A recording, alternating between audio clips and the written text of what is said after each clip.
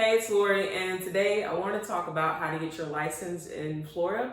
I know that some of you guys are curious about real estate, and I know that some of you are thinking about doing it, but maybe you don't know how to go about doing it here. So I want to go ahead and lay out the steps for you guys, so stay tuned.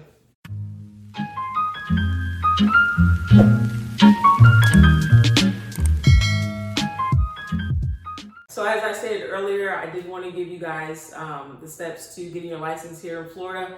However, there are some requirements that you need to have crossed off before we get started. So I'm gonna go over those real quick and then we'll get into the steps.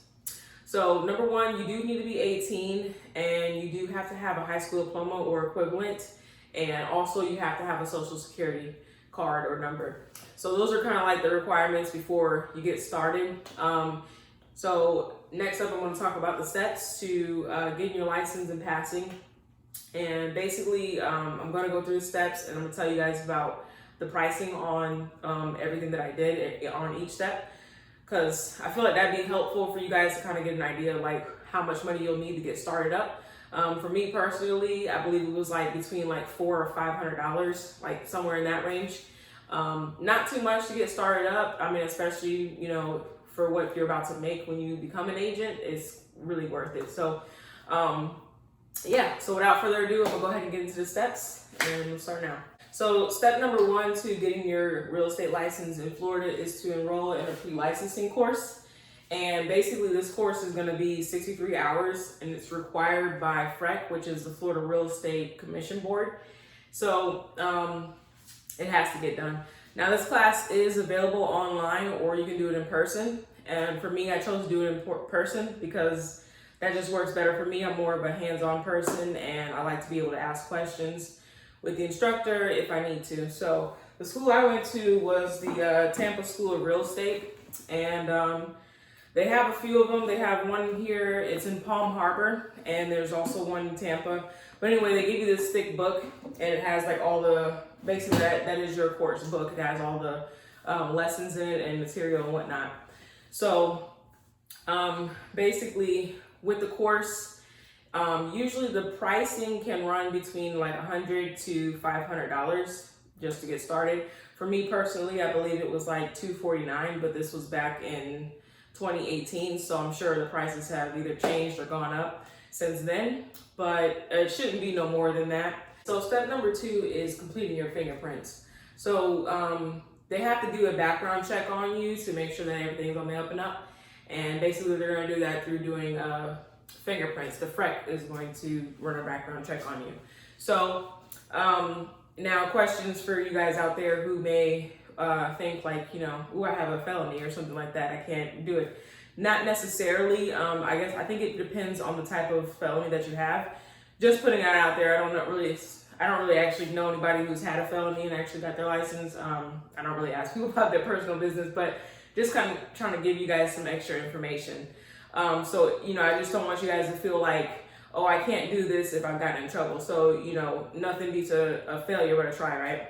So put your application in, they'll review it. And from what I've heard is if it's like a small felony, they may like review it a little bit more and give you a chance, but I don't know about the big felonies. But anyway, so that's that. And that price usually runs about like $78 to do the fingerprints. And step number three is filing your DBPR license application.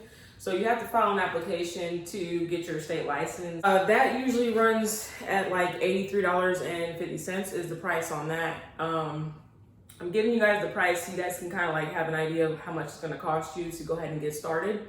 But basically, you put your application in and you have to kind of like wait for them to give you the okay. I recommend putting this application in right when you start your course, because after, like if you're doing a 2-week course, after you're done with your course, that's when you can go ahead and take your exam.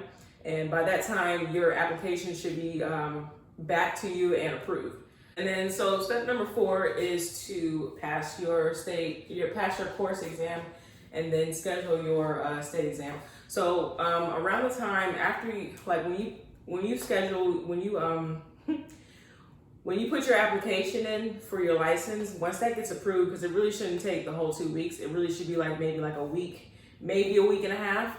But once you get approved for it, go ahead and schedule your test, so that way you can take your test as soon as you complete your course, and everything's fresh in your head. You don't have to like do all this like long studying because you don't remember what you studied in the course.